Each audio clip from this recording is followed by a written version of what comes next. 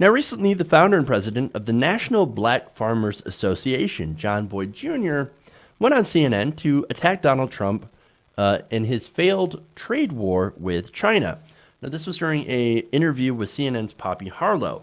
And during that interview, he said that he and his farm had actually not received any of the federal assistance money from the president's bailout fund for farmers hurt by the trade war. Now, there was originally one of $12 billion last year, and now there is another one worth about $16 billion that is planned. It's a little bit of socialism for the farmers, but it turns out that a lot of farmers, small farms especially, are not getting this bailout money. It ends up going to some of these larger, mostly larger agricultural corporations. So, wonderful.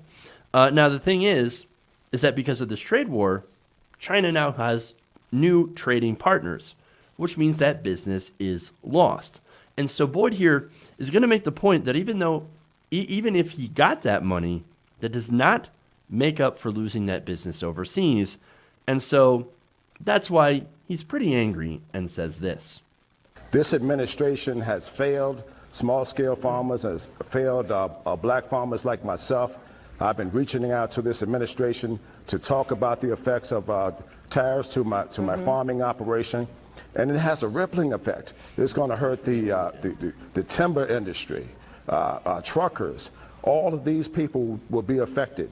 So anytime you lose timber off your farm and you can't get a fair price for your crop, the president says this is going to be a great time to be a farmer. It's the wrong message to send out to the American people, where farmers like myself are suffering at the hands of this administration, and the tariffs have hurt farmers. That is fairly clear. It is an absolute failure when it comes to small-scale farms, but fantastic if you're a large farmer. See, that's the thing that he didn't understand. If you're a large corporation, then Donald Trump's got your back. You know why? It's because Donald Trump also has large corporations, and so everything he does has to benefit him somehow.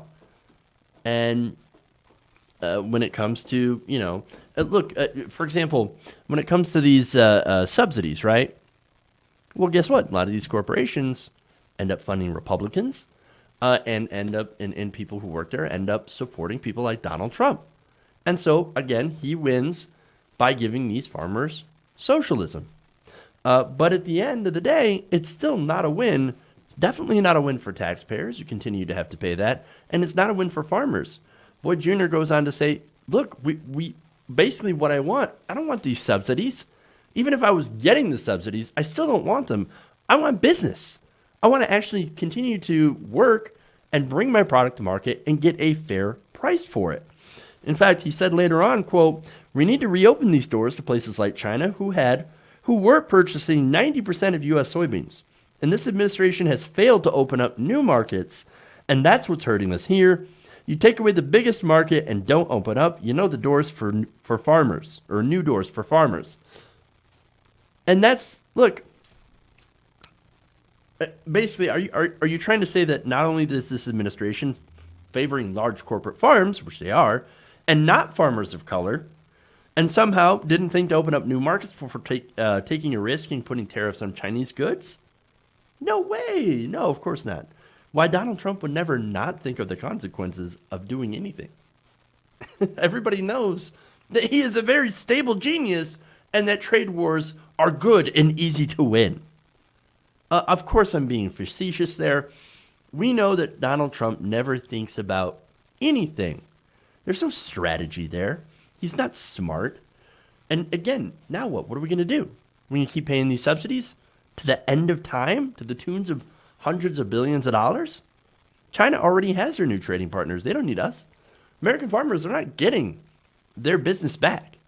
They're not just going to quit those new contracts with other countries and other farmers to come back to us. No, that's not going to happen. We've already ruined that. So now what are we going to do? There was no plan ahead of time to figure this one out.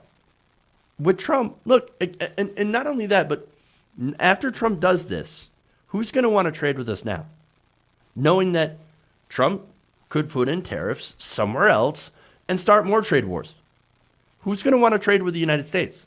it's just as part of this alienating allies and trading partners and isolating us from the rest of the world. It is destructive and absolutely ridiculous what Trump is doing. But this is what happens when you elect a clown.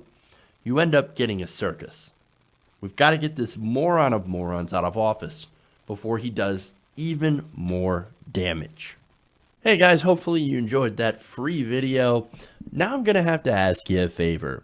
Between the demonetization and the YouTube algorithm messing around with view counts, etc., we're having a hard time adjusting to the new YouTube reality, which is where you guys come in. See, we have a Patreon, patreon.com/TYTNation, set up to help us rely on you guys, the viewers, instead of big corporate ads. Look, you know the show. You know I'm not in favor of big corporations anyway. So help us transition away from relying on the ad model to pay the bills and sign up to be a patron, patreon.com/TYTNation. That goes a long way to help us keep the lights on. And you guys will know that you're supporting independent progressive media.